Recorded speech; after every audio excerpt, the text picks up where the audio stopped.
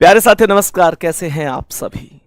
आशा करता हूं बहुत अच्छे होंगे, शानदार, जबरदस्त, जिंदाबाद होंगे।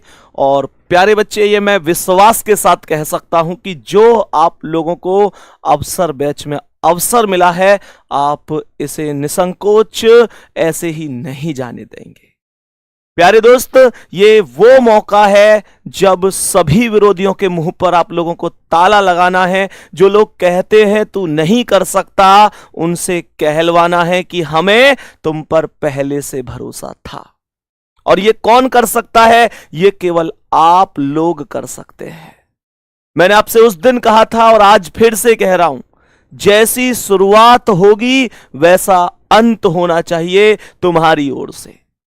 ऐसा नहीं है कि भाई बहुत हिम्मत करके, बहुत संकल्प लेकर, बहुत सपने संजोकर और सबके मुंह पर ताला लगाने के लिए शुरू तो कर लिया, लेकिन धीरे धीरे पता चला कि अब वो जुनून, वो उत्साह ही हमारे अंदर ना रहा। कुछ दिन बाद मैं कहूंगा कि आज जो उत्साह है वो निरंतर बरकरार रहना चाहिए, क्योंकि मेरे प्यारे दोस्त, तुम जो तैयारी करने वाले हो ना, तुम जो तैयारी करने वाले हो एसएससी जीडी, भाई साहब नाम सुनते ही रोंगटे खड़े होते हैं। सीआईएसएफ, बीएसएफ, एसएसएफ, आईटीबीपी, भाई बहुत जबरदस्त, मैं कह रहा हूं बहुत बड़ा कलेजा चाहिए इस चीज की तैयारी करने के लिए।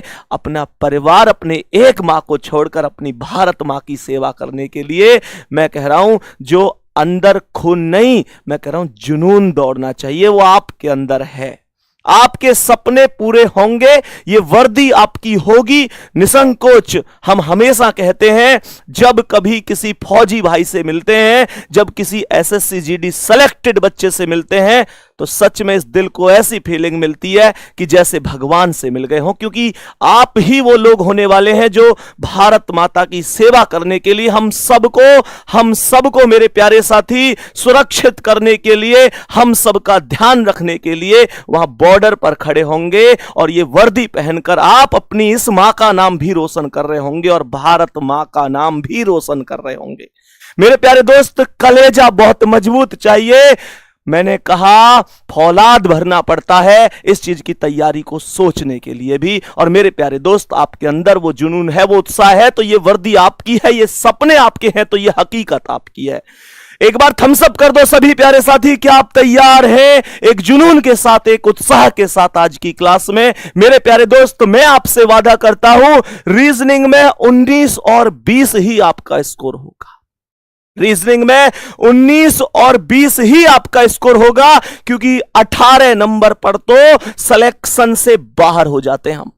रीजनिंग वो सब्जेक्ट है जहां पूरा स्कोर इस चीज की गारंटी देता है कि हम सिलेक्शन के नजदीक खड़े हुए हैं। और रीजनिंग में अगर 18 से 1-2 स्कोर भी कम होता है, वो हमें सिलेक्शन से दूर करता है। मेरे प्यारे दोस्त, इस बात को समझना है। एक बार थम्स अप करके ये बता दो, भैया जी आपके साथ पूरी जान लगा देंगे सर, जो आप पढ़ाएंगे वो हम खुद भी सेल्फ स्टडी करेंगे और निसंकोच जितना पढ़ते रहेंगे। रिवीजन की जिम्मेदारी हमारी, आप कंटेंट लेकर आओ, उसे समझने की जिम्मेदारी हमारी। वो शब्द आपके होने चाहिए, आपके मन से होने चाहिए। आप तब तक नहीं हार सकते जब तक मेरे प्यारे साथी आप लोग खुद अपनी हार नहीं मान लेते। मन के हारे हार है, मन के जीते जीत। मान लिया हार गए और ठान लिया जीत गए, वो सच्चाई वाली बात तुम्हें साबित करनी होगी। मैं सीधा क्लास पर चलता हूं, उससे पहले आपको बता देता हूं 8 बजे आपकी मैथ की क्लास हो चुकी है साथी। रीजनिंग की क्लास अभी 10 बजे आप लोग मेरे साथ कर रहे हैं कि हिंदी और इंग्लिश दोनों चलेंगी। जो हिंदी में इंटरेस्टेड है वो हिंदी पढ़ेंगे, जो इंग्लिश में है वो इंग्लिश पढ़ेंगे। आपकी 12 बजे से पॉलिटी हिस्ट्री में से अभी एक सब्जेक्ट चलेगा, एक उसे खत्म होने के बाद हो जाएगा। सेम 4 बजे ज्योग्राफी, इकोनॉमिक्स, 5 बजे साइंस। और मेरे प्यारे साथी स्टैटिक जीके आपको अगले बैच में पूरी तरीके से, बेहतरीन तरीके से याद करा दी जाएगी, ये प्रॉमिस है आपसे। मेरे प्यारे दोस्त, उसके बाद हम लोग ये बात समझते हैं कि आज 9 तारीख, कल 10 और परसों 11 है। अवसर बैच में हम लोग डेमो के तौर पर 3 दिन क्लास कर रहे होंगे यूट्यूब पर। उसके बाद 12 तारीख से हमारी क्लास सीधा एप्लीकेशन पर प्रोवाइड हो जाएंगी आप लोगों को, ठीक है? फिर एप्लीकेशन पर क्लास चलेंगी। हम एक बार सिलेबस की बात करते हैं। सिलेबस बहुत इंपॉर्टेंट है। सिलेबस बहुत इंपॉर्टेंट है। जब एक विद्यार्थी तैयारी कर रहा होता है तो उसे यह पता होना चाहिए कि मुझे क्या पढ़ना है, और एक और बात, विद्यार्थी को यह भी पता होना चाहिए कि मुझे क्या नहीं पढ़ना है। मेहनत तो हो पर वो सही डायरेक्शन में हो, यह चीज बहुत मायने रखती है। मेहनत हो और सही डायरेक्शन में हो तो सफलता निश्चित रूप से मिलती है। अब मैं तुमसे कहने लग जाऊं इनपुट आउटपुट सिलेबस में लिख दूं, आपसे मेहनत करवा दूं इनपुट आउटपुट पे, और वहां पता चल रहा है पेपर में इनपुट आउटपुट से क्वेश्चन ही नहीं बन रहा, फिर काहे की मेहनत है यार। मैं डिसीजन मेकिंग पढ़ा दूं, भाई रीजनिंग के पार्ट है, ये टॉपिक है, पर उनकी यहां जरूरत नहीं। एसएससी नहीं पूछती उनको। एसएससी क्या पूछती है, क्या में भी क्या ज्यादा पूछती है, वो सब मैं आपके लिए लेकर आया हूं। मेरे प्यारे साथी, समझने की कोशिश करना। सबसे पहले आप क्लासिफिकेशन टॉपिक देख रहे हैं, बहुत ज्यादा इंपॉर्टेंट नहीं है। जो ज्यादा इंपॉर्टेंट है वो मैंने ब्रैकेट में आईएमपी इंपॉर्टेंट लिख रखा है। ये नहीं कहा मैंने कि, मैंने क्या कहा, मैंने ये नहीं कहा कि मेरे प्यारे साथी, मैंने कहा बहुत इंपॉर्टेंट नहीं है, लेकिन यहां लिखा हुआ है तो पढ़ना है, क्योंकि हर शिफ्ट में क्वेश्चन नहीं बनता, पर किसी किसी शिफ्ट में क्वेश्चन बनता है। और जिन पर मैंने इंपॉर्टेंट लिखा है वो इस बात की गारंटी देते हैं कि वहां हर एक शिफ्ट में आपका क्वेश्चन बनता है। मेरे प्यारे दोस्त, डायरेक्शन से क्वेश्चन बनता है, 1 से 2 क्वेश्चन। यहां पर स्लॉग्स की बात करूं, ये वेरी वेरी इंपॉर्टेंट है। ऐसी जीडी की कोई शिफ्ट नहीं मिलेगी, पिछली कोई शिफ्ट उठा के देख लो जिसमें यहां से क्वेश्चन नहीं बनता है। मैंने कहा आप लोग आगे बढ़ेंगे वेन डायग्राम से, क्वेश्चन मैंने इंपॉर्टेंट लिखा है, लेकिन 70% शिफ्ट में आता है, 30% शिफ्ट में यहां से क्वेश्चन नहीं आता है। मैथमेटिकल ऑपरेशन हर एक शिफ्ट में आता है भाई साहब, हर एक शिफ्ट में मैथमेटिकल ऑपरेशन आता है। आगे बढ़ जाते हैं। ब्लड रिलेशन की बात करता हूं, इंपॉर्टेंट है, लगभग 90% शिफ्ट में पूछा जाता है, 10% शिफ्ट की बात नहीं कर सकता। मैंने कहा सिमिलर सेट इंपॉर्टेंट है, लगभग 98% शिफ्ट में पूछा जा सकता है। सही है मेरे प्यारे साथी। एनालॉजी टेस्ट की बात करता हूं तो इंपॉर्टेंट है, बहुत ज्यादा इंपॉर्टेंट है। सीरीज बहुत ज्यादा इंपॉर्टेंट है, इसका पूरा 100% खेल होता है, पूरा 100% खेल होता है, ध्यान से समझना। मैंने कहा मैं आगे बात करता हूं डाइस की, इंपॉर्टेंट है, लगभग 80% शिफ्ट में आपको देखने को मिलेगा। रैंकिंग टेस्ट मात्र 10% शिफ्ट में आपको देखने को मिलेगा, बहुत ज्यादा इंपॉर्टेंट नहीं है, पर वो शिफ्ट आपकी भी तो हो सकती है। जिस 10% शिफ्ट में रैंकिंग टेस्ट पूछा गया है वो शिफ्ट आपकी भी तो हो सकती है, इसलिए पढ़ना तो पड़ेगा। मैंने कहा फाइंड द मिसिंग नंबर, बहुत इंपॉर्टेंट नहीं है, पढ़ना पड़ेगा। पर लॉजिकल सीक्वेंस ऑफ वर्ड बहुत इंपॉर्टेंट नहीं है, पढ़ना पड़ेगा। सिटिंग अरेंजमेंट बहुत इंपॉर्टेंट है, सिटिंग अरेंजमेंट बहुत इंपॉर्टेंट है, स्क्रीनशॉट लेते चलो, लिखते चलो। मैंने जिन पर इंपॉर्टेंट लिख रखा है ना, आपसे प्रॉमिस है जिन टॉपिक पर मैंने इंपॉर्टेंट लिखा हुआ है इन टॉपिकों को भी बढ़िया तरीके से करके चले जाओगे एसएससी जीडी में, तो इतना अनुभव मुझे भी है मेरे भाई एसएससी का कि आप लोग 19 क्वेश्चन 18 क्वेश्चन बहुत प्यार से करके आओगे। 20 में से 18-19 बहुत प्यार से करके आयोगे। लेकिन फिर से वही बात है, 18-19 से बात नहीं बनेगी। जो बाकी टॉपिक अगर कहीं से गड़बड़ होके इनसे क्वेश्चन फंसा तो एक क्वेश्चन वो भी ठीक हो जाए तो हम 20 में से 20 स्कोर कर रहे होंगे। ये आपसे प्रॉमिस है, वादा, उस हिसाब से मैं आपको पढ़ा रहा हूंगा। एक प्रॉपर समय हमारे पास है और निश्चित रूप से इस बैच में हम झंडे गाड़ रहे होंगे मेरे प्यारे दोस्त। उसके बाद ये हमारे सभी टॉपिक हो गए, देखते चलना मैंने कहां कहां इंपॉर्टेंट लिखा हुआ है मेरे प्यारे वीर। उसके बाद डिक्शनरी ऑर्डर पर इंपॉर्टेंट लिखा है, हालांकि इसका खेल 50-50% रहेगा, आ भी सकता है नहीं भी आ सकता, दोनों ही कॉन्सेप्ट हैं मेरे प्यारे दोस्त, ध्यान रखना। कोडिंग डिकोडिंग की बात करूं, ऐसी कोई शिफ्ट नहीं होती एसएससी की जिसमें क्वेश्चन नहीं बनता, 100% आपको क्वेश्चन देखने को मिलेगा मेरे प्यारे दोस्त। ऑर्डर सीक्वेंस इंपॉर्टेंट नहीं है बहुत ज्यादा, क्योंकि बहुत कम एसएससी की शिफ्ट में यहां से क्वेश्चन पूछे गए हैं। Find the conditional number letter बहुत इंपॉर्टेंट नहीं है। रिपीटेड सीरीज, हां रिपीटेड सीरीज की बता दूं, यह भी 50-50 रहेगा, तो आप इसे इंपॉर्टेंट में डाल सकते हैं। अल्फाबेट टेस्ट ज्यादा इंपॉर्टेंट नहीं है। अब बात कर लेते हैं क्लॉक और कैलेंडर की। बात कर लेते हैं इन दोनों टॉपिकों की। तो मेरे प्यारे दोस्त, पिछली बार इन दोनों में से कोई एक किसी शिफ्ट में पूछा गया है, या तो क्लॉक से क्वेश्चन या कैलेंडर से क्वेश्चन। कहने का मतलब क्या है, अब से कुछ समय पहले की बात करूं, 4-5 साल पहले की, तो ये दोनों ही मोस्ट इंपोर्टेंट टॉपिक थे। आप लोगों ने भी ये चीज देखी होगी कि पिछले कुछ दिनों से क्लॉक, कैलेंडर, घन घनाभ, ये टॉपिक थोड़े से कम हो चुके हैं और मेरे प्यारे दोस्त यहां से वेटेज घट चुका है।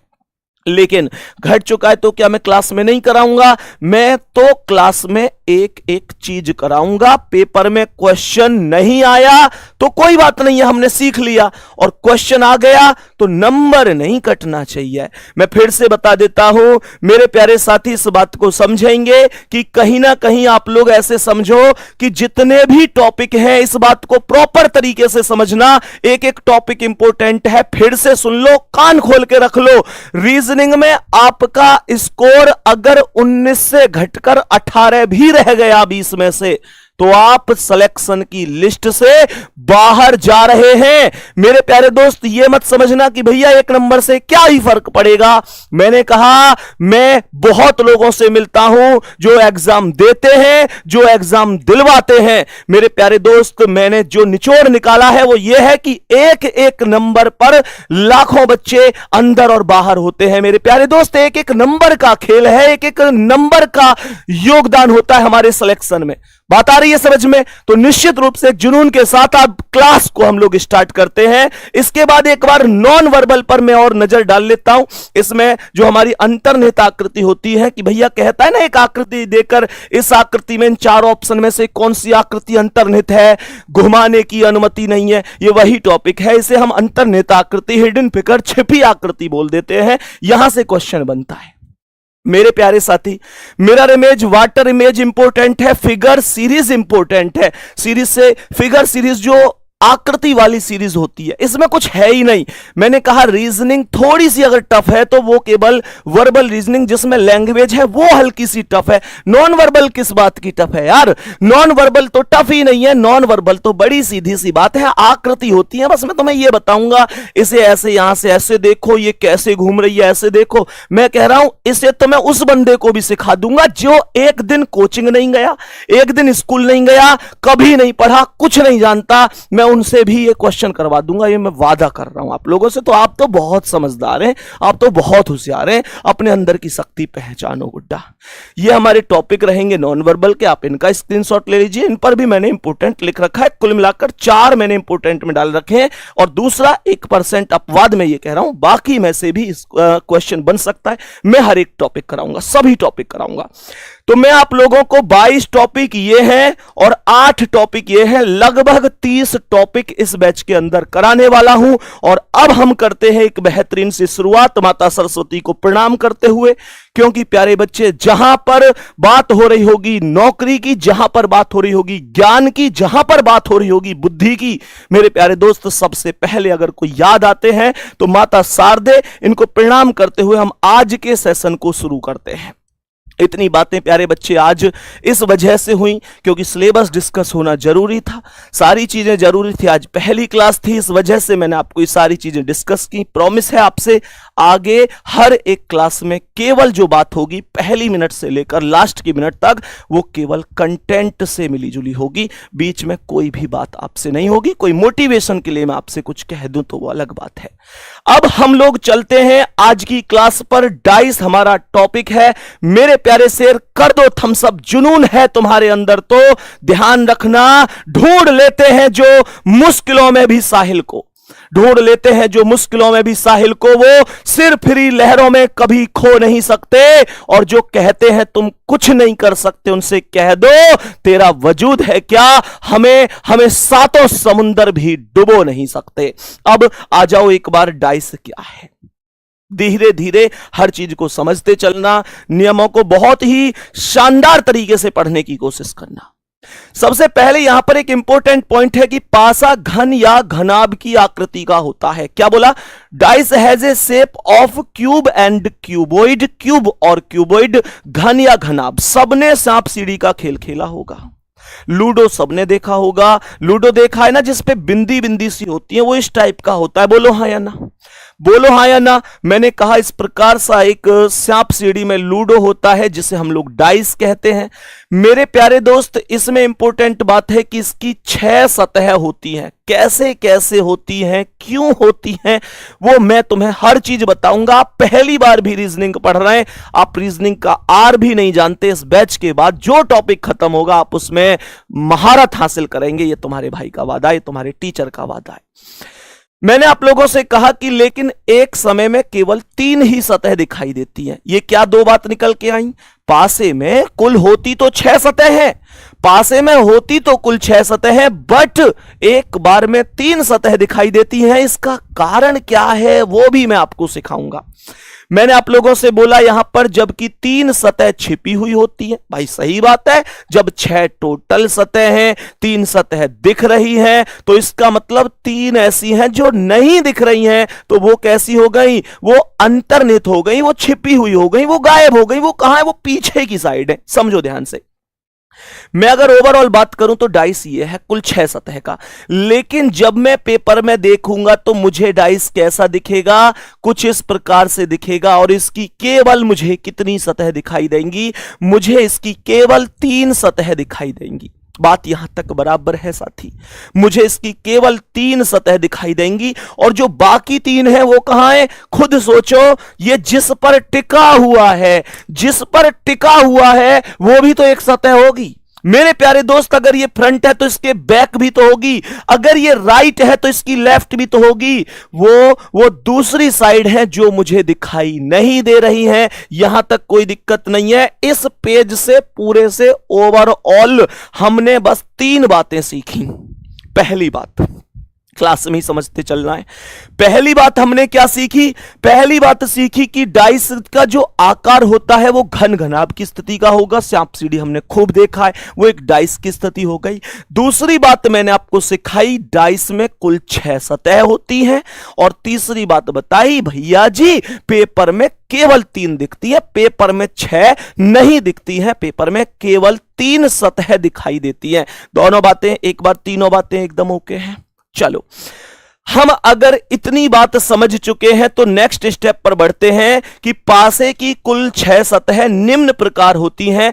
ये पासे की जो 6 सतह हैं ये किस प्रकार से होती हैं, कहां कहां होती हैं, ये समझो।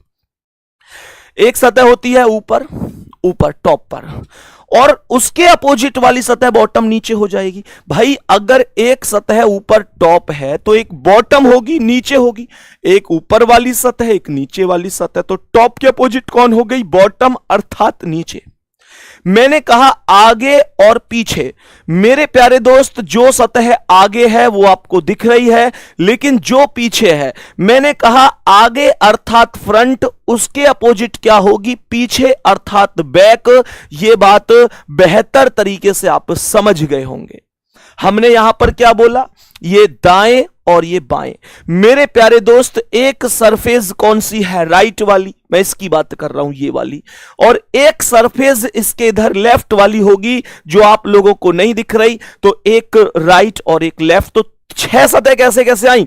ऊपर नीचे, आगे पीछे, दाएं बाएं। भाई सीधी सी बात है, top bottom, front back, right left, कहानी खत्म। यहां के बाद अगले स्टेप पर चलते हैं, नेक्स्ट स्टेप पर चलते हैं। अब समझना मेरे प्यारे दोस्त, अब यहां से इस पॉइंट को तो मैं अभी अभी पढ़ के आया हूं, लेकिन ये एक ऐसा पॉइंट है जो आपको हमेशा ध्यान रखना है। मैं आपको मात्र 3 से 4 पॉइंट बताऊंगा जो आप लोगों को सोते हुए भी याद होने चाहिए। मैं कभी भी पूछूं बताओ मेरे शेर कि पासे में कुल कितनी सतह हैं, तो आपका जवाब होना चाहिए भैया पासे में 6 सतह होती है। किसी भी पासे में 6 सतह। Any dice has a total of 6 surface. पासे में कुल 6 सतह होती है। ये आपसे मैं जब पूछूं आपको ये पता होना चाहिए। अरे याद रहेगा कि नहीं? मेरे साथ बोलो एक बार, भैया पासे में कुल 6 सतह होती है। ये वर्दी दूर नहीं है, और तुम इतने जागरूक होने के बाद ये वर्दी कोई और ले जाए, ये हो नहीं सकता। लेकिन तुमको मेहनत करनी पड़ेगी मेरे साथ, मुझसे भी ज्यादा, हमारी टीम के साथ, हमारी टीम से भी ज्यादा। मेरे प्यारे दोस्त, पासे में 6 सतह हुई, ये आपको इंपॉर्टेंट पॉइंट है, हमेशा ध्यान रखना है। दूसरा क्या है, यहां पे मैंने लिख रखा है पासे से संबंधित ये कुछ महत्वपूर्ण तथ्य हैं, महत्वपूर्ण जानकारियां हैं। मैंने बोला नेक्स्ट, यहां पर जो इंपॉर्टेंट बात है अब उसे समझो। मैंने कहा कि किसी भी एक सतह के विपरीत केवल एक ही सतह होती है। बहुत बड़ी बात आ रही है। किसी भी एक सतह के विपरीत केवल एक सतह होती है, जबकि शेष बची हुई चारों सतह उस सतह की पड़ोसी सतह होती है। There is only one surface, there is only one surface opposite to any one surface. किसी भी सतह के विपरीत केवल एक विपरीत सतह। While the remaining four surface, जो बची हुई, रिमेनिंग मतलब जो बची हुई 4 सरफेस हैं, remaining 4 surfaces are the neighbouring, भैया पड़ोसी की बात कर रहा है, सरफेसेस ऑफ दैट सरफेस, उस सतह की पड़ोसी सतह होंगी। क्या बोला इसने? किसी एक सतह के विपरीत केवल एक सतह होगी, किसी एक सतह के विपरीत केवल एक सतह होगी, और बची हुई चारों सतह उस सतह की हमेशा पड़ोसी सतह होंगी। मैं समझाता हूं मैंने क्या कहा। मेरे पास ये डाइस था, इस डाइस में मैंने कहा कि जो ऊपर वाली सतह है, जो टॉप वाली सतह है, अर्थात मैं इसकी बात कर रहा हूं। मेरे प्यारे दोस्त, इसकी अपोजिट कहां है? भाई खुद सोचो, ऊपर का अपोजिट कहां होता है, ऊपर का विलोम क्या होता है? तो आप कहेंगे जो ऊपर वाली सतह है उसके अपोजिट नीचे वाली सतह होगी, जिस पर पासा टिका हुआ होगा। ऊपर वाली सतह के अपोजिट नीचे वाली सतह हो गई, इस बात में कोई दिक्कत नहीं है, कोई परेशानी नहीं है। बात यहां पर यह निकल कर आ रही है कि किसी एक सतह के ऊपर, मतलब किसी एक सतह के विपरीत केवल एक सतह होती है। इसका मतलब जो ऊपर वाली सतह उसके विपरीत केवल एक, अर्थात नीचे वाली सतह हो गई। ये चारों क्या हैं भाई साहब? ये चारों क्या हैं? इंपॉर्टेंट तथ्य ये निकल के आ रहा है। जो बची हुई है ऊपर वाली के अपोजिट है नीचे वाली, लेकिन ऊपर वाली के रिगार्डिंग अगर मैं आगे देखूं, पीछे देखूं, दाएं देखूं, बाएं देखूं, ये क्या है? तो मेरे प्यारे दोस्त, इसने खुद बोला है यहां पर कि भैया सीधी सी बात है, शेष बची हुई चारों सतह उस सतह की पड़ोसी सतह होती है, पड़ोसी सतह होती है। बात समझ में आ रही है? तो ये ऊपर वाली के अपोजिट तो नीचे हो गई, और आगे पीछे दाएं बाएं ये सब की सब उसकी पड़ोसी सतह हो गई। इसका मतलब ये हुआ कि एक सतह के विपरीत मैक्सिमम एक ही सतह विपरीत हो सकती है। बाकी जो 4 सतह बची हैं उनमें से कोई भी सिंगल सतह फिर से विपरीत नहीं हो सकती, वो पड़ोसी सतह बनेंगी। ये बात हमें ध्यान रखनी है, ठीक है? बहुत शानदार। अब गौर से सुनना। अब हमने कहा भाई गौर से सुनो, 2 पॉइंट यहां तक क्लियर हुए हैं। नेक्स्ट पॉइंट क्या है इसे समझते चलो। नेक्स्ट पॉइंट क्या है? इसने कहा कि पासे में कभी भी 2 विपरीत सतह ना तो एक साथ दिखाई देती हैं, ना ही एक साथ छिपती हैं। ये वो पॉइंट है गुड्डा जिस पर डाइस का 70% कॉन्सेप्ट टिका हुआ है।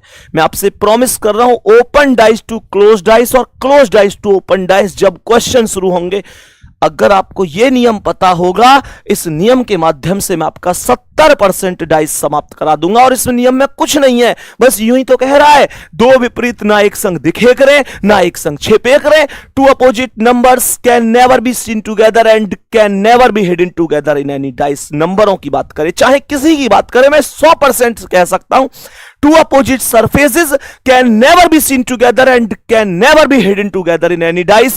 2 विपरीत सतह ना तो कभी एक साथ दिखती है और ना कभी एक साथ छिपती हैं। आप ऐसे सोचो, मुझे ये बताओ, एक नॉर्मल सा कॉन्सेप्ट बताओ, मेरे हाथ की ये वाली सतह तुमको दिखाई दे रही है कि नहीं? मेरे हाथ की ये वाली सतह दिख रही है? बोलो हाँ, अरे हाँ बोलो हाँ या ना है। मुझे ये बताओ, क्या मेरे हाथ की सतह की अपोजिट सतह तुमको दिख रही है? भैया क्या पीछे वाली सतह दिख रही है तुमको? नहीं दिख रही। पीछे वाली सतह देखोगे, देखो जैसे ही मैं पीछे वाली सतह घुमाऊंगा, मैंने हाथ घुमाया, पीछे वाली सतह आपको दिखी, लेकिन जो अभी तक दिख रही थी वो सतह आपको नहीं दिखेगी। अब वो सतह आपको नहीं दिखेगी मेरे प्यारे दोस्त। अब जो सतह दिख रही है क्या उसके अपोजिट ये वाली सतह है? हां जी, क्या वो दिखी? क्या अब पीछे वाली दिख रही है? पीछे वाली देखो। क्या अब जो दिख रही थी पहले आगे वाली सतह वो दिख रही है? नहीं। वो कब दिखेगी? जब पीछे वाली नहीं दिखेगी। इसमें कोई भी स्थिति ऐसी नहीं बन सकती कि मैं आगे वाली सतह और पीछे वाली सतह दोनों को एक साथ ऐसे आपके सामने उपस्थित कर दूं कि आप दोनों देख पाए। उसके लिए मुझे सर्जरी करानी पड़ेगी इसकी, और हाथ की सर्जरी तो ठीक है भाई, डाइस तो टूट ही जाएगा। इस बात को समझो, ये इंपॉर्टेंट पॉइंट है, हमेशा ध्यान रखना। पासे में कभी भी ऐसा नहीं हो सकता कि दो विपरीत सतह या तो एक साथ दिख जाएं या एक साथ छिप जाएं। इस बात को बहुत बढ़िया तरीके से दिमाग में रखना, ठीक है। नेक्स्ट आगे बढ़ते हैं। अब एक बार बहुत इंपॉर्टेंट पॉइंट है, ये भी बहुत अच्छी तरीके से समझना। यहां पर क्वेश्चन ने कहा है कोई भी अंक आदि एक से ज्यादा बार किसी सतह पर नहीं आ सकता। No number etc. ईटीसी का मतलब अंक आ जाओ, कलर आ जाओ, चिन्ह आ जाओ, अल्फाबेट आ जाओ, कोई भी आ जाओ। हमने क्वेश्चन बोला no number ETC can appears on any surfaces more than once. एक बार के ज्यादा नहीं आ सकता मेरे प्यारे दोस्त। मैक्सिमम एक बार ही कोई अंक किसी सतह पर आ सकता, उससे ज्यादा कभी नहीं। क्या बोला इसने? अर्थात पासे में कुल 6 सतहों में से कोई भी सतह दोहराई नहीं जाती है। That is out of the total 6 surfaces in the dice none of the surfaces is repeated. कभी रिपीट नहीं होती है, कभी रिपीट नहीं होती है। इस बात को आप लोग प्रॉपर समझ रहे होंगे। मेरे कहने का अर्थ क्या है उसे समझो। मानकर चलो कि मैंने यहां पर एक डाइस बनाया, एज ए एग्जाम्पल के लिए मैं आप लोगों को समझाना चाह रहा हूं। मैंने यहां पर एक डाइस बना दिया, इसमें 6 सतह हैं। मैंने यहां पर लिख दिया 2 नंबर, ठीक है। मैंने सबसे ऊपर वाली सतह पर 2 नंबर लिख दिया। अब अगर मेरे प्यारे वीरों आपको यह लगता है कि ये 2 नंबर किसी दूसरी सतह पर भी रिपीट हो सकता है, मेरे कहने का अर्थ सुनना। ये 2 नंबर मैंने सबसे ऊपर लिखा है, टोटल 6 सतह होती है। 2 नंबर को मैंने ऊपर वाली सतह पर लिख दिया है, तो अभी बची हुई सतह की संख्या कितनी है? 5 है। ये 2 नंबर बची हुई 5 सतहों में से किसी भी सतह पर किसी भी कीमत में रिपीट नहीं हो सकता। अगर 2 एक बार आ चुका है तो यह कभी भी पॉसिबल नहीं है कि मैं 2 को यहां भी रख दूं, पॉसिबल नहीं है। मैं 2 को यहां रख दूं, पॉसिबल नहीं है। मैं 2 को यहां रख दूं, पॉसिबल नहीं है। नंबर कभी रिपीट नहीं होता है। मैंने कहा नंबर रिपीट कभी भी नहीं होता है, यह बात आप लोगों को ध्यान रखनी है। नंबर का एग्जाम्पल दिया है। रिपीट की बात करूं तो रिपीट नंबर के अलावा चाहे कोई अक्षर हो, चाहे कोई कलर हो, चाहे कोई लेटर हो, कोई भी चीज दुनिया की जो डाइस में है रिपीट नहीं हो सकती। बोल दो एक बार, यहां तक कॉन्सेप्ट सब कुछ समझ में आए हैं या नहीं आए हैं? यहां तक मैंने आपको गिनी चुनी बातें बताई हैं। अब सुनते हैं अगले कॉन्सेप्ट पर। अब नेक्स्ट कॉन्सेप्ट पर चलते हैं। अब यहां से एक सवाल उठता है, how many types of dice? Then we can say there are 2 types in any dice. हम क्या बोलेंगे? मतलब ऐसे समझो, वो कहता है how many types of dice? पासे के कुल कितने प्रकार हैं? मेरे प्यारे दोस्त क्या बोला? पासे के कुल 2 प्रकार हैं। There are 2 type of dice. मैंने कहा पासे के कुल 2 प्रकार होते हैं। पासे के प्रकार की संख्या क्या है? पासे के प्रकार की संख्या है 2। अब ध्यान से सुनना, कौन कौन से होते हैं, क्या क्या उनके नाम होते हैं। हम लोगों ने यह पढ़ा है साधारण पासा, मानक पासा, पर उनका कभी कभी नाम बदल दिया जाता है। हालांकि मानक पासे को तो मानक पासे ही बोलेगा, मैक्सिमम कभी कभी विशिष्ट पासा भी बोल देता है, विशिष्ट पासा बोल देता है। क्वेश्चनों के तौर पर मैं तुम्हें वो प्रत्येक चीज सिखाता हुआ चलूंगा, ये मेरा प्रॉमिस है आपसे।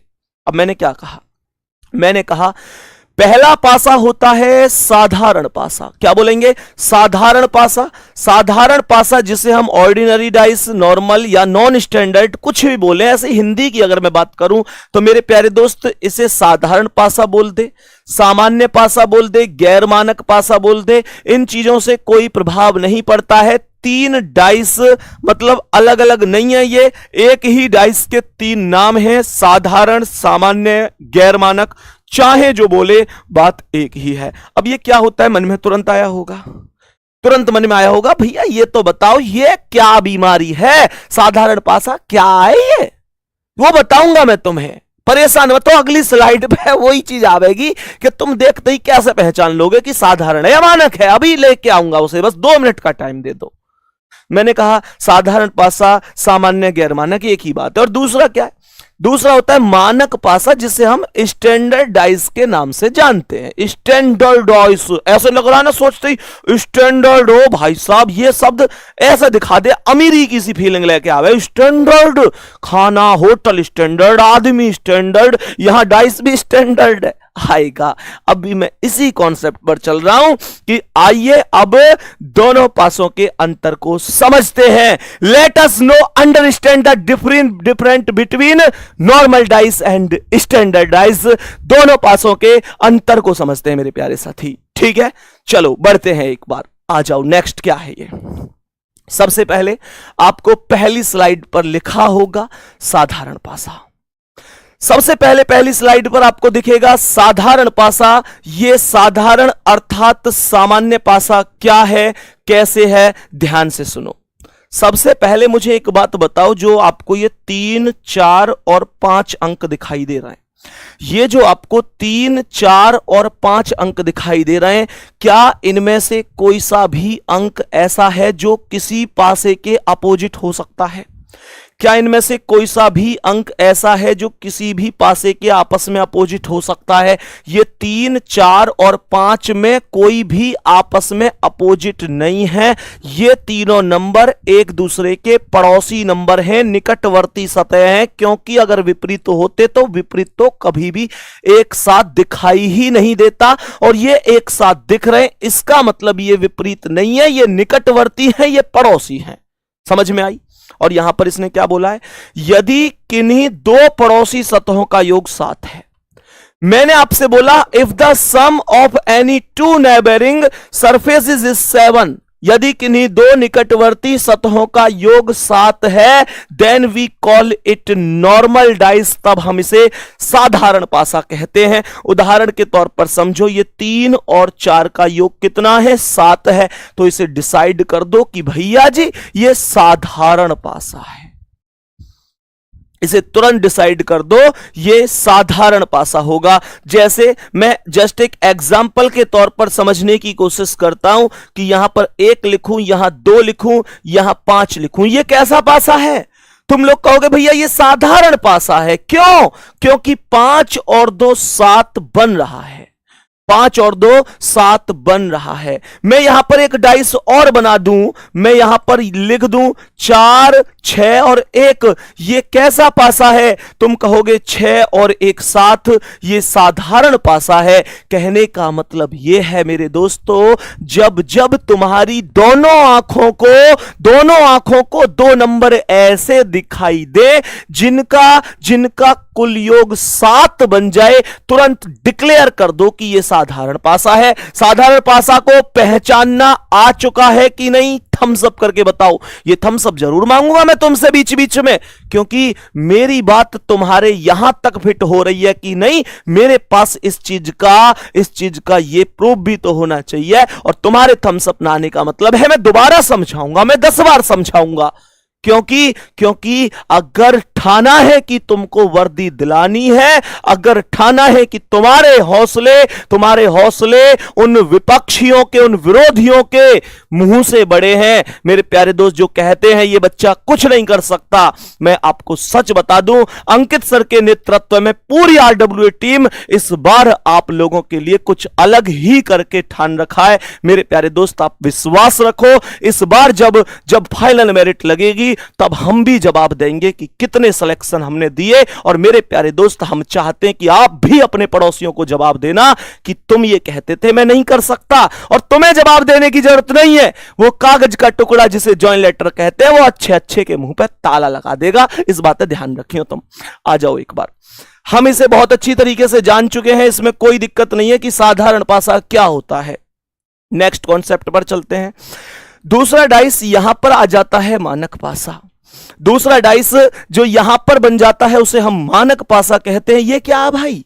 मानक पासा, स्टैंडर्ड डाइस क्या है? ये यही तो समझना था भैया, यही तो स्टैंडर्ड मामला है, इसे समझो। ये कह रहा है यदि पासे में किसी भी दो पड़ोसी सतहों का योग 7 नहीं है, 7 नहीं है, 7 नहीं है, ये तो उसकी जस्ट अपोजिट परिभाषा हो गई।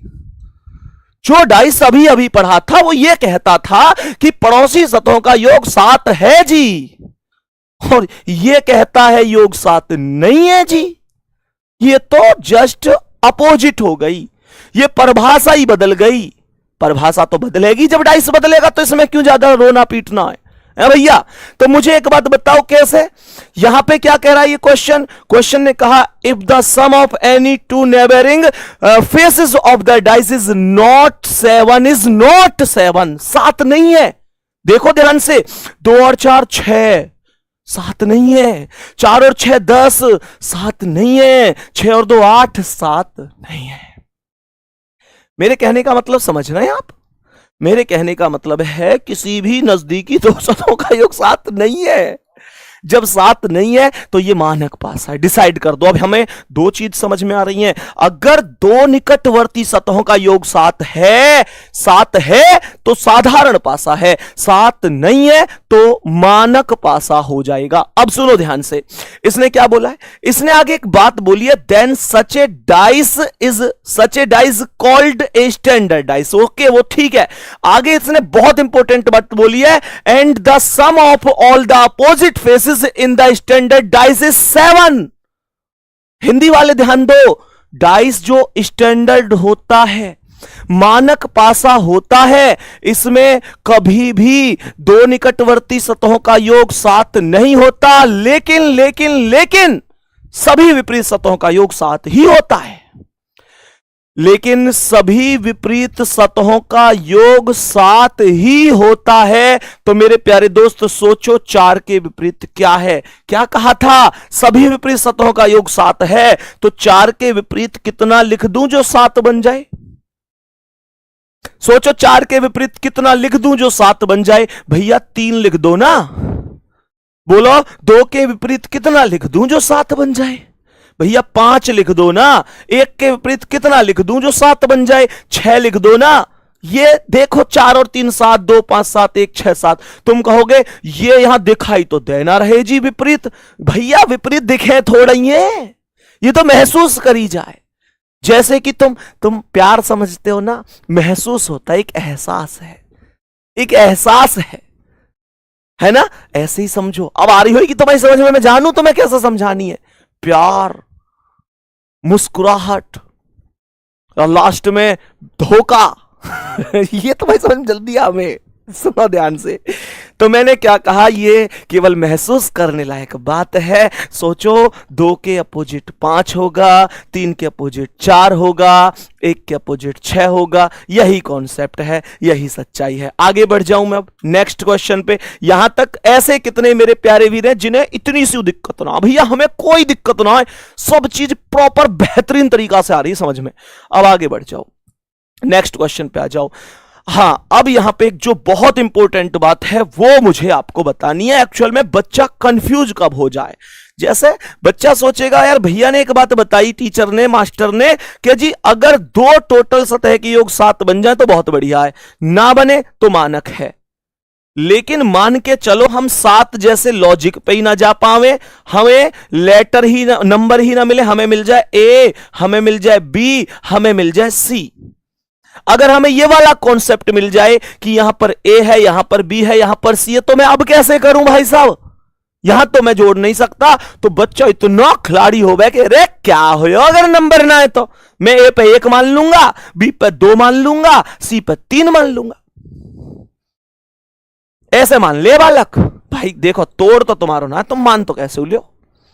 अब यहां पे हिसाब कैसे लगाओगे? 1 और 2 3, 2 और 3 5, 3 और 1 4, कहीं भी 7 नहीं है, तो तुरंत कैसे डिसाइड कर देते हो? मानक पासा हो गया जी।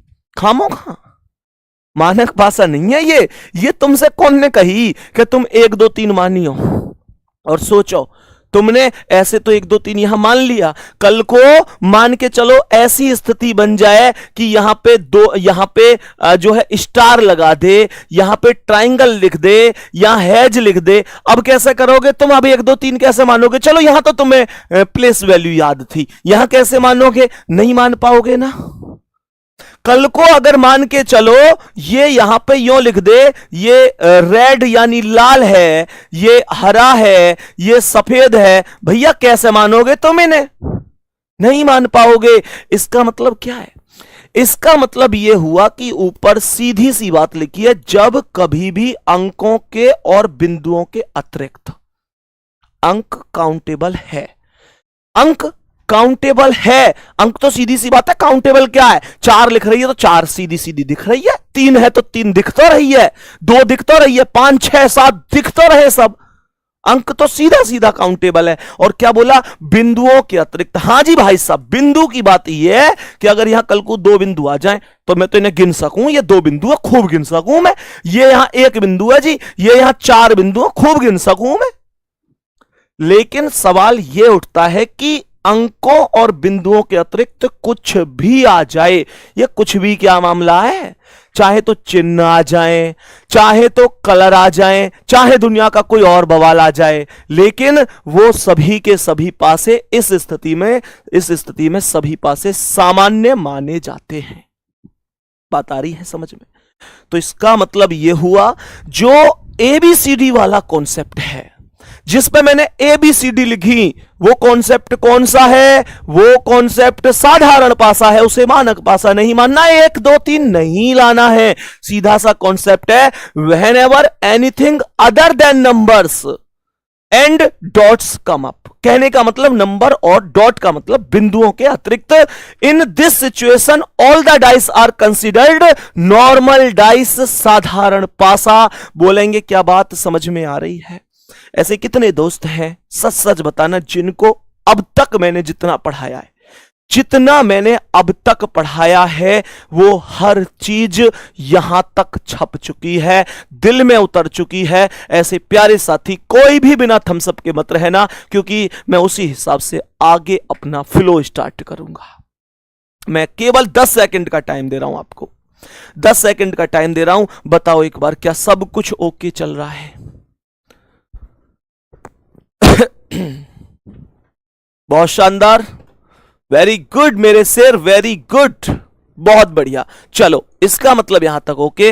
नेक्स्ट क्वेश्चन तक चलते हैं, आज की क्लास का अगला। अब यहां से क्वेश्चन किस तरीके से पूछे जाएंगे, क्या कैटेगरी होती है, डाइस में क्या चीजें होती हैं। इसने बोला है कि साधारण पासे के आधार पर बनने वाले कुछ महत्वपूर्ण प्रकार, some important types made on any basis of simple dice, साधारण पासे के आधार पर। तो पहला है कि भैया जब केवल एक स्थिति दी हो, when only one position is given। जब 2 स्थिति दी हो, when 2 positions are given।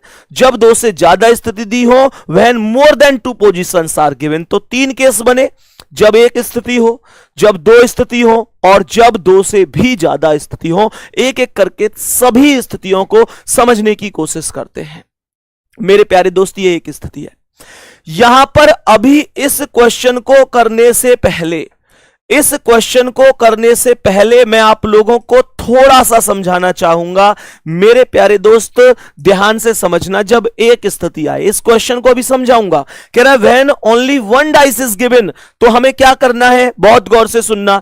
मानकर चलो मेरे प्यारे दोस्त, मेरे पास यहां पर एक डाइस है, केवल एक स्थिति है। यहां पर 2 लिखा है, यहां पर 1 लिखा है, और यहां पर लिखा हुआ है 3। सही है। मैं इस क्वेश्चन में आपसे यह पूछना चाहता हूं मेरे शेर कि 3 के विपरीत क्या होगा। मैंने क्वेश्चन में पूछा कि बता दो 3 के विपरीत क्या होगा। क्या तुम मुझे आंसर बता सकते हो?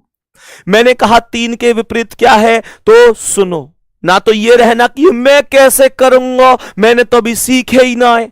अरे तुम्हें यह नहीं सिखाया था कि साधारण पासा मानक पासा दो चीजें होती हैं? तो पहले यह तो चेक करो कि यह पासा कौन सा है, ये साधारण पासा है या मानक पासा है, एक बार प्लीज चेक करो। तो आप चेक करोगे, 2 और 1 3, 1 और 3 4, 3 और 2 5। क्या इसमें कहीं भी 7 बना? क्या कहीं भी 7 है इसमें? कहीं ना भाई साहब, 7 है ही ना। 7 ना है तो ये तो मानक पासा है, ये तो मानक पासा स्टैंडर्डाइज, और इसके आंसर तो फिक्स रहे में। भैया ये वही है ना जिसमें अपोजिट का टोटल 7 हो करे? ये वही तो है जिसमें अपोजिट का टोटल 7 होता है। यार एक चीज सोचो, जब पड़ोसी का टोटल 7 ना है तो फिर 7 कहां है? अपोजिट पे, विपरीत पे। तो 3 के विपरीत सोचो, 3 के विपरीत कितना लिख दूं जो 3 में ऐसे कितना जोड़ दूं जो 7 बन जाए? 4 जोड़ दो, 4 ही आंसर है इसका। तो एक चीज तो ये निकल के आई कि जब एक ही डाइस आएगा तो एक कॉन्सेप्ट तो ये बन सकता है कि वो डाइस अपने आप में मानक पासा होगा और मैं उसमें सीधा अपोजिट का टोटल 7 कर दूंगा, दुनिया की कोई ताकत नहीं रोक सकती, आंसर सही होगा। लेकिन मुश्किल ये नहीं है, मुश्किल ये नहीं है। 3 के विपरीत 4 यहां तो मैंने लिख दिया, कोई दिक्कत नहीं। मैंने क्या कहा? मैंने यहां पर सीधा कॉन्सेप्ट लगा दिया कि एक स्थिति बन गई, यहां 1 था, यहां 2 था, यहां 3 था और 3 के विपरीत पूछ रहा था। मैंने आप लोगों से आंसर क्या दे दिया? 4 बता दिया। यह बहुत बड़ी बात नहीं है, लेकिन अगर ऐसा हो जाए, अगर ऐसा हो जाए कि पासा मानक भी ना हो, पासा मानक भी ना हो, पासा को गौर से सुनना। मैंने पासा में क्या बोला? मैंने बोला 2 और 6 8। गौर से सुनो, 2 और 6 8, 6 और 5 11, 5 और 2 7। ओ भाई साहब, ये 5 और 2 7, इसने डिसाइड कर दी कि ये साधारण पासा है। इसने डिसाइड कर दिया कि यह साधारण पासा है। अब अगर यहां क्वेश्चन पूछा जाए कि बताओ 5 के विपरीत क्या होगा, 5 के विपरीत क्या होगा? जल्दी से बता सकते हो क्या आंसर? मेरे प्यारे साथी, क्या 5 के विपरीत बता सकते हो आंसर क्या होगा? तो ऐसे कॉन्सेप्ट पे क्या कर सकते हैं? ऑप्शन ध्यान से सुनो। मानकर चलो 5 के विपरीत पूछ रहा है और 4 ऑप्शन हमें ये दे दिए। हमसे यहां पर दे दिया 2 6 5 और यहां 3। बताओ सही आंसर क्या है? बताओ सही आंसर क्या है? तो भैया सीधी सी बात है, 5 के विपरीत खुद 5 तो हो नहीं सकता। मैंने ये बात पहले ही बताई, नंबर कभी रिपीट नहीं होता। अब दूसरी बात, मैंने कही 5 के विपरीत 6 हो सके। 6? यार कैसी बात कर रहे हो, विपरीत तो कभी साथ में दिखता ही नहीं है। मैंने कहा नहीं था two opposite surfaces can never be seen together and can never be hidden together in any dice. दो विपरीत सतह कभी भी एक साथ नहीं दिखती और कभी भी एक साथ नहीं छिपती। तो अगर 5 के विपरीत 6 होता तो ये एक साथ क्यों दिख रही हैं जी? तो 6 भी 9 है जी। क्या 2 हो सके? 2? यार 2 कैसा हो सके? 2 ना हो सके। क्यों? 2 पड़ोस में बैठा है तो विपरीत कैसे हो सके? तो कौन बचा? 3। यही आंसर बच गया। अब मान के चलो आगे के ऑप्शन सुनो। A B C D 4 option फिर दे दिए जी। पहले ऑप्शन पे लिख दी यहां 5, दूसरे ऑप्शन पे लिख दी 1, यहां लिख दी 2, यहां लिख दी 6। बताओ अब कौन है? तो 5 के विपरीत 5 ना हो सके, 6 ना हो सके, 2 ना हो सके, तो अब 1 होगी। ये कॉन्सेप्ट है, इसमें है क्या? मुझे ये समझ में ना आ रही, कहां दिक्कत आ रही है तुम्हें? बताओ जल्दी। हां अब ध्यान से सुनो, एक्चुअल में 5 के विपरीत है क्या? एक्चुअल में क्या है सर? 5 के विपरीत फिक्स कोई नंबर नहीं है। 5 के विपरीत फिक्स तो कुछ भी नहीं है। कहने का मतलब यह है मेरे प्यारे दोस्त, 5 के विपरीत कौन है? सुन लो, 1 है, 2 तो लिखा हुआ है, 1 है, 3 है और 4 है। 5 के विपरीत 1 है, 3 है और 4 है। कहने का मतलब हुआ 2 6 और 5 के विपरीत 1 3 4 होंगे। कहने का मतलब है 2 कैटेगरी बनेंगी। एक वो कैटेगरी जो यहां पे दिख रही है और एक वो कैटेगरी जो यहां से गायब है मेरे प्यारे साथी, जो यहां उपलब्ध नहीं है। एक वो कैटेगरी जो यहां दिख रही है 2 6 5, एक वो कैटेगरी जो गायब है 1 3 4। इस बात को बढ़िया तरीके से समझो। अब कौन कौन से के अपोजिट है ये हम कभी सिंगल डाइस में नहीं बता सकते। मैं ही ना, दुनिया का कोई मास्टर ना बता सके। सिंगल डाइस में फिक्स कोई ना कर सके। और कल को इन 3 में से जो ऑप्शन में मिलेगा वो ठीक है। और कभी ऐसे मिल जाए कि ऑप्शन नंबर जैसे 5 के विपरीत पूछे और ऑप्शन नंबर 1 पर मिले ए, दूसरे पर मिले 3, तीसरे पर मिले 4 और चौथे पर मिल जाए ज्ञात नहीं कर सकते, तो फिर ज्ञात नहीं कर सकते ही सही जवाब है। समझ में आ रही है? फिर ज्ञात नहीं कर सकते ही सही जवाब होगा। अगर जैसे पहले पे मिल जाए 1, दूसरे पे मिल जाए 3, तीसरे पे मिल जाए ए तथा बी दोनों, तो फिर वो सही है अकॉर्डिंग टू ऑप्शन। अब सुनो ध्यान से, बहुत बढ़िया, बहुत शानदार। मेरे प्यारे दोस्त ध्यान से समझने की काम बात करना। दीपक टाइगर कमेंट कर रहे हैं, काजल आई लव यू। है बेटा दीपक, नाम के आगे लगा वो टाइगर, छोरी चुपके तो यूं पता हो कि काजल की आईडी बना के हो सके कोई कमल, कुशल, कोमल और कपिल कोई और बैठा हो तो पता हो कुछ। मतलब काम तो कर रहे हो तुम ऐसे, मतलब मैं बताऊं कैसे कि बस छोड़ो, काम कर रहे हो तुम एकदम छिचोरा पने के और वैसे टाइगर लिखेंगे आगे। तू एक बार थोड़ा एक घुट पानी पी के यूं सोचियो, टाइगर है तू, सच बता। अरे यार पढ़ ले क्लास में, हेप्टो इतनी जोर से मारूंगा यहां से मेरे दोस्त, डेमो में ही पिट के जावे वो। पढ़ ले। आ जाओ भाई क्वेश्चन पे। अब के ब्लॉक कर दिया परमानेंट, ऐसे नहीं की जरूरत ना। हाँ भाई, सपने तो देख रहे हैं वर्दी मिल जाए, नाम के आगे लिख रहे हैं टाइगर, काम कैसे कर रहे हो। शर्म आवेगी मम्मी पापा ने इस बातें सुन के कि तेरे कर्म कैसे हैं। आ जाओ यहां पे, ध्यान से समझो। अब हम लोग चलते हैं जब एक पासे के अलावा 2 पासे दिए हों। मेरे प्यारे दोस्त एक बार बहुत अच्छी तरीके से समझना, जब मानकर चलो आप लोगों को 2 पासों की संख्या दे दी जाए तो ध्यान से समझने की कोशिश करना। मानकर चलो यहां पर 2 डाइस लिखे हुए हैं, मानकर चलो यहां पर 2 डाइस लिखे हुए हैं, बहुत अच्छी तरह समझना। यहां पर ये 2 है, ये 1 है और यहां पर ये है 5, यहां पर ये 3 है, यहां पर 6 है और यहां पर लिखा हुआ है मेरे प्यारे दोस्त 5। सही है। और क्वेश्चन हमसे पूछता है कि बता दो 5 के विपरीत क्या होगा। क्वेश्चन हमसे पूछता है कि बता दो 5 के विपरीत क्या हो सकता है। What is number opposite to 5? What is number opposite to 5? ध्यान से समझना। यहां पर कुल मिलाकर 1 डाइस था, बढ़िया तरीके से समझ। यहां पर एक बार बहुत ही अच्छी और शानदार तरीके से समझने की कोशिश करना। मैं आपको क्या बता रहा हूं, यहां पर 1 डाइस था, अब हमने डाइस की संख्या कितनी कर दी? अब हमने टोटल डाइस की संख्या कर दी 2। तो मेरे प्यारे दोस्त ऐसे समझो 5 के विपरीत पूछ रहा है, तो इसमें 2 चीजों का हमें नियम लगाना है। 5 के विपरीत या तो आप लोग डिसाइड डायरेक्ट कर दो कि जो अंक दिखाई नहीं दे रहा है वो क्वेश्चन का आंसर है।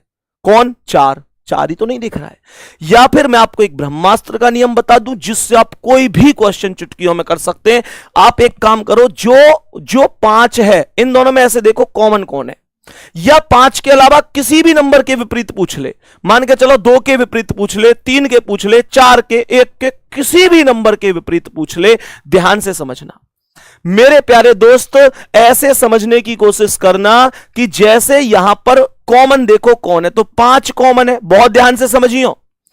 तो आप एक काम करो, 5 से पासिन ने दोनों ने कॉमन नंबर से घड़ी की दिशा में घुमाना शुरू कर दो।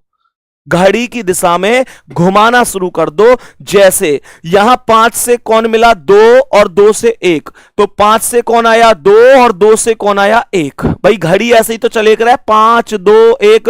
अरे घड़ी ऐसे ही चले, तुम में से किसी की महंगी तो ना है जो उल्टी चलती हो। तो 5 2 1 ऐसे चलेगी। मेरे प्यारे साथी यहां पर 5 3 6, तो ये 5 3 6 आएगी और यहां 5 के सामने 4 आ जाएगी। यहां 5 के सामने 4, तो अपोजिट अब किसी भी नंबर के पूछ ले, 5 का अपोजिट पूछेगा 4 आंसर है, 2 का पूछेगा 3 और 1 का पूछेगा 6। किसी साथी को कोई दिक्कत यहां तक? किसी भी प्यारे साथी को कोई दिक्कत? इस वाले डाइस में हमारे पास केवल एक डाइस था। अभी मैंने आपको जो डाइस बताया उसमें 2 डाइस है। उसमें हमारे पास टोटल कितने डाइस हैं? उसमें हमारे पास टोटल कितने डाइस हैं मेरे प्यारे साथी? टोटल 2 डाइस हैं। अब गौर से सुनना, आगे अगले कॉन्सेप्ट पर चलते हैं बेहतरीन और शानदार तरीके से। एक क्वेश्चन आप लोग मुझे खुद बता देना मेरे प्यारे दोस्त। मानकर चलो यहां पर 2 डाइस हैं, यहां पर भी हमारे पास 2 डाइस हैं। यहां पर क्वेश्चन ने कहा है 4 3 1 2 1 6। यहां पर मुझे बताओ कौन कौन नंबर आपस में अपोजिट है? कौन से नंबर के अपोजिट कौन सा नंबर है? एक बार बताने की कोशिश करेंगे। तो मुझे एक बात बताओ, दोनों में कॉमन कौन है? 1 कॉमन है। 1 को ले लिया, 1 को ऊपर और नीचे रख दिया। 1 से चलेंगे, क्या आया? 4। 4 से चलो, कौन आया? 3। तो 1 4 3। क्या बोला? 1 4 3। यहां पर कौन? 1 से 6 और 6 से 2। 1 से 6 और 6 से 2। 1 के सामने कौन आ गया? 5। अब 1 का अपोजिट 5 है, 4 का 6, 3 का 2। कुछ भी ना है, बस कॉमन नंबर से घड़ी की दिशा में घुमाना है। मेरे प्यारे साथी, मैं उम्मीद करता हूं आज की क्लास बहुत ही शानदार तरीके से तुम्हें समझ में आई होगी। मेरे प्यारे दोस्त, आपका जुनून कितना है? आप किस तरीके से मेरे प्यारे दोस्त किसके लिए मेहनत कर रहे हैं? आपकी जिंदगी में आपके माता का, आपका पिता का, आपके भाई का, आप किसी भी परिवार से हैं, कितनी भी आपकी स्थिति खराब है, ध्यान रखना बिल गेट्स जी ने कहा था कि अगर हमने गरीब घर में जन्म लिया है तो हमारी गलती नहीं है, पर अगर हम गरीब घर में मर गए तो हमारी गलती है। मेरे दोस्त, आज आपके हालात कैसे भी हो, इन हालातों को बदलना होगा केवल तुमको। ध्यान रखना, हर खानदान में वो शेर पैदा होता है जो उस गरीबी रेखा को तोड़ता है। अपने माता पिता को वो खुशियां दिलवाओ जो आज तक उन्होंने केवल सपनों में देखी हैं। अपने माता पिता को वो खुशियां दो जिनका इंतजार वो आपके तब से कर रहे हैं जब आप शायद बहुत छोटे थे।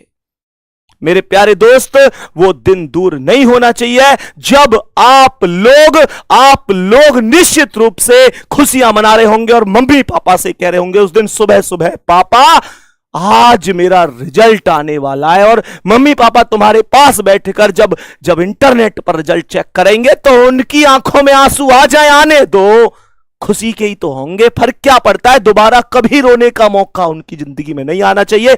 मेहनत करो शानदार तरीके से। और प्यारे बच्चे, कमेंट में यह भी जरूर बता देना कि आप किस स्टेट से और किस जिले से क्लास ले रहे हैं। आज इस बात को सभी प्यारे साथी अभी क्लास के बाद कमेंट करके जरूर बताना। और क्लास कैसी रही, किस उम्मीद से हम क्लास में आए हैं, लास्ट तक हमारा जुनून बना रहेगा इतना, वो सभी कमेंट में मुझे चाहिए। अभी मैं सभी की कमेंट का इंतजार करूंगा। धन्यवाद, नमस्कार।